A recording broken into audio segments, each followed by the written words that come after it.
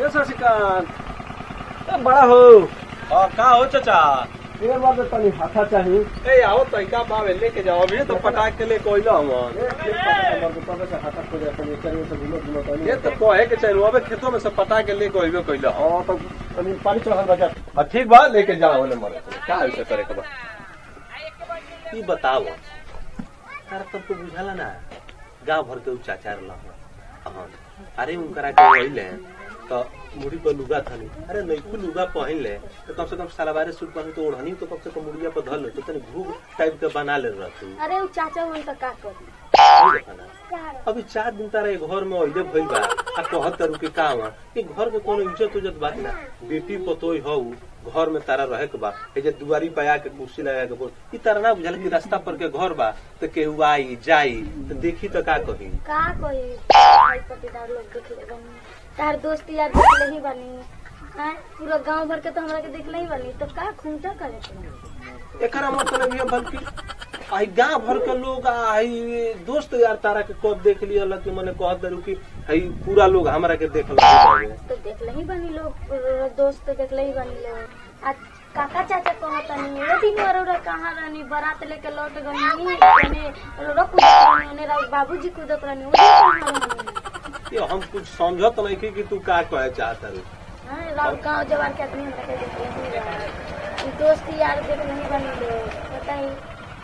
केकरा से पर्दा करे ई बतावो कि गांव जवार के लोग देख लिया साथी संगतिया देख लिया हमारे हित ना देख लिया अरे मान ल कि तू घर में आइल बाड़ू बेटी पतो ये घर के हो तो कम से कम थोड़ा पर्दा करे के पड़ी ना तो ये बताओ कि इमे शादी से का लेन देन बा हम समझत नहीं कि ओ आज मतलब नहीं ओ घड़ी कहां रानी द्वार पूजा के बाद कहत रानी कि ना जयमाला करे के ना जयमाला करे के तब दोस्त यार गांव जवार सब सेल्फी करत रहनी तो ओ घड़ी पर्दा ना रहे अरे भाई ते बड़ा शौक के बियाह शादी में जयमाल सिस्टम करता तो हमनियों के विचार रहे चाहे हमारा हित नाथ के विचार रहे जो साथी संगति बाड़ सन हो कलसन के यार जयमाल सिस्टम होई ये बार सबके जयमाल होता तो हमनियों का थोड़ा लालसा रहते में जयमाल हो गए तो ओ घड़ी भसुर लोग ना लोग सेल्फी खींचत रहनी तो अब एकरा मतलब ये है भइल कि मतलब जयमाल भइल अब पूरा हित ना देख लिया तब घरे आइल बड़ू तो मतलब का करा के घूंघट ना रह सकेला घूमन ओ घड़ी भसुर ससुर सब देखबे करनी लोग अब काहे के घूमत ओ घड़ी ना सामने लिए के आज हम भी पर्दा में रहती अरे तो खाली हमनिया घर थोड़ी तो और केहू के घरे जब भइल बा तो और केहू के घरे बेटी पतो बाड़ी सा तो वही ने दुआरी पर निकल के कुर्सी लगा के बैठ जाता लोग तनी देख वो अपन मुड़ी पर पर्दा क के रखता लोग जैसे घर के मान सम्मान के बात बानी तो ई ना करे के चाहे मान लो सलवार सूट पहले बड़ तो तनकू से ओढ़निया से मुड़िया ढाक के अब बैठला में का दिक्कत बा काहे के मुड़िया ढाके ओ घड़ी कहां रहनी ओ घड़ी एंगा तो कहल जाला कि भसुर के सामने ना आवे के तो घड़ी तो भसुर मार सेल्फी पे सेल्फी लेत रहनी एकर मतलब ये बल्कि जयमाल हो गल बा तू ए जाइबू तो ल जाइबू ओ जाइबू ना यही ने सिराबू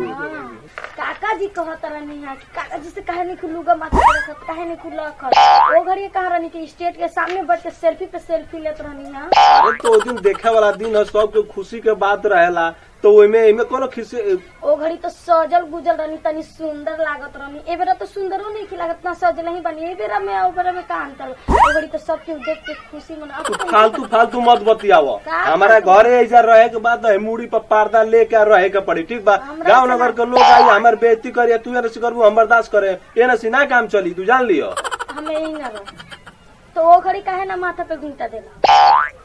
एकर मतलब ही ना भइल के जाइल बैठते न रहे देखो हई सलवार सूट पहन तारू ठीक बा चली नया फैशन चलता चली लेकिन हई मुड़ी पर बांधू तो ओढ़नी लेके आई ढके का पड़ी एजा बेटी पतोई के रोहन सीख के जा रहे का पड़ी ए ना सी रहबू तो फिर खैर रह के ना तो फिर वही तारा चल जाए का पड़ी जान लियो तू हमार बात केकरा से पर्दा करे के मानला गीत नाच जेकरा से लजाए के चाहिए ओकरा के तोरा पहले ही लिया के देखा दिल बनी तो केकरा से लजाई गाँव जवार हित नाच दोस्त यार बताइए अब केकरा से लजाई बताई ना केकरा से जेकरा से लजाए के ओकरा तोरा सामने ही लिया के रख देनी मारे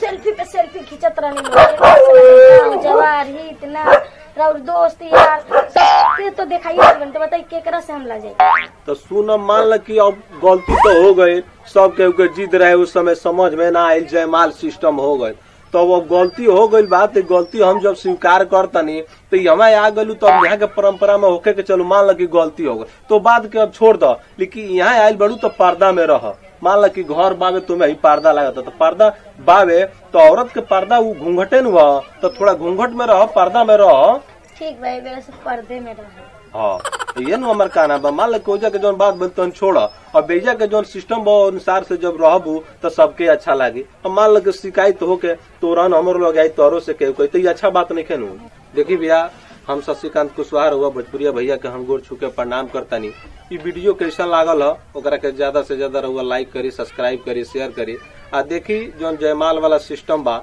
ये बात तो सही बा भाई कि ओजा तो सबके हित नात संगतिया सबके पूरा गाँव के लोग देख लेता तो औरत भी वे सोचता कि जब सब केहू देखिए ले बा तो काम करा से ले जाए के बा तो ये से थोड़ा ध्यान देवे के बा। नमस्ते, हमार नाम है सोना सुमन। जब ये वीडियो रोरा लोग के अच्छा लगल तो सब्सक्राइब करी और ज्यादा से ज्यादा अपन दोस्त के पास शेयर करी। और औरत जात के पर्दे शोभा देवेला और कभी भी औरत जात पर्दे में अच्छा लगी। नमस्ते।